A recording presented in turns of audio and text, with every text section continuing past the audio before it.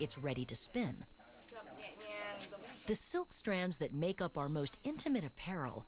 Now, you have, I think that we'll just go ahead and you brought some poetry with you. Culture, there's a lot of African culture that exists in America. And I'd like to hear the poem that you brought with you. What is it called? Africa shall unite. Okay. It's talking about this identity, oneness, and the need for oneness abroad and oneness at home. Yeah.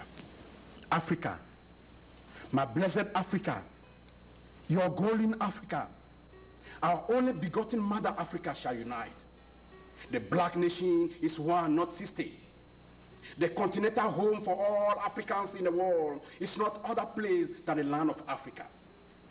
Africa is the only root and dignity for all blacks. Africa is one, not 100. There can only be one African body, one African head, one African soul for all her blood at home and abroad. There can only be one African bosom, one African destiny, one African will, one African people, and one African salvation for all blacks in the world. Sons and daughters of Mother Africa can only be Africans and nothing else. From south to north and east to west, the African blood in us can never be anything but African. It is only in the kingdom of professional lies that black is manufactured into white. Yet, a log in water, even for 500 centuries, does not become a dog. A past of bitter memories has been for too long our cup of tea without sugar. Our present is everywhere held.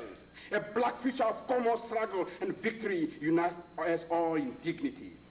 Soon all artificial walls in our black world shall cease splitting our black body into pieces for the world greedy truth to feast on. Soon the wind shall give up its mission of maintaining blacks scattered like cotton wool. Soon Mother Africa shall recover all her diverted rivers back to their source. Soon the United States of Africa shall once again be the warm bosom and pride of all blacks in the world. The British have their own nation to fly from. The French have a common root to be proud of. The Americans have their independence and union for their salvation. The Russians have their union to shoot them to the moon. The Chinese have a country to make them great. The Japanese have a united base to earn them respect.